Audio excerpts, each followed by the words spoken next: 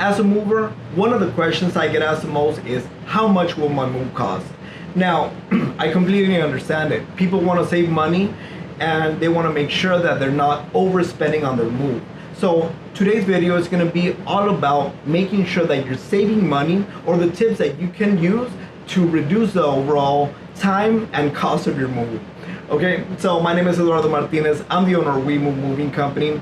As you can imagine, I've done countless moves across my city, and there's a lot of things that I've learned throughout my experience, and this is something I want to go ahead and share with you. Now, today's video is going to focus a little bit more on our hourly service rates, only because the tips I'm going to share with you is really more to reduce the time that we're going to take.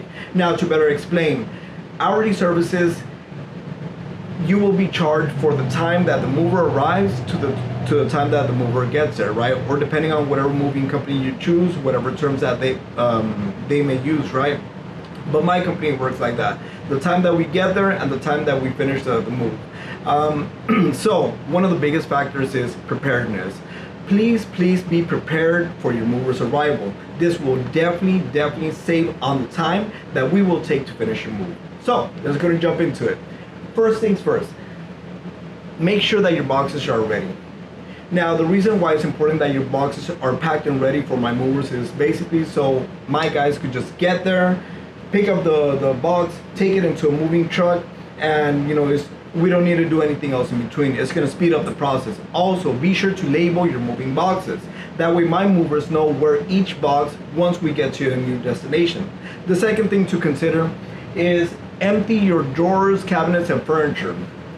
The reason why that's so important is because adding weight to the furniture is going to reduce the time that my guys are going to take to load the furniture into a truck, because adding weight slows down the guys.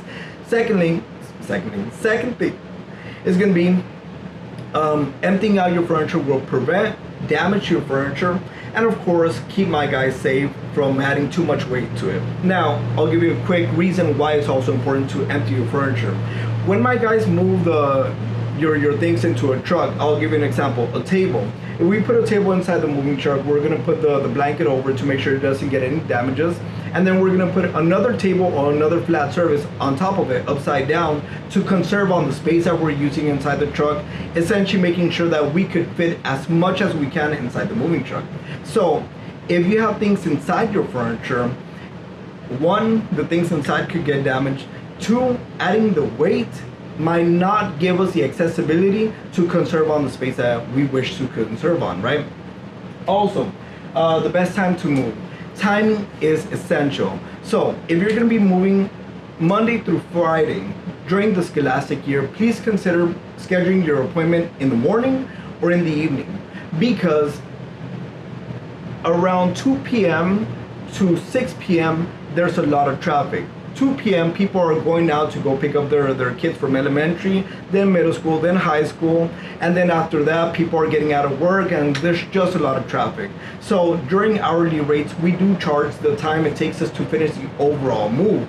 So please consider the time that you schedule your move to make sure that we could work around traffic and essentially making sure that we get it done as quick as possible. Okay, so next one is getting property arrangements, or getting your property prepared for the mover's arrival. So this applies for your old property and the new property.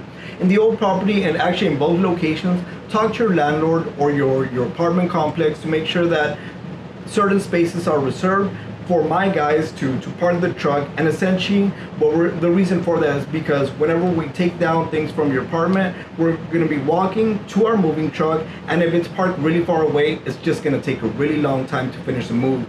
Same thing applies to a new location. And in case you need to reserve the elevator or whatnot, these are things to consider. Furniture assembly, you can opt out from furniture assembly and disassembly. The reason I say that is because if you disassemble your furniture, it will reduce some minutes from the move, and then reassemble your own furniture. Yes, it's going to save a few minutes. Now, it may take us, let's say, 15 minutes to disassemble an entire furniture set, and then another 15 minutes to put it back together. There's something that we already do as a courtesy to each one of our customers, but if you choose, you can go and do that yourself. Well, I hope today's tips help you out, and we'll see you in the next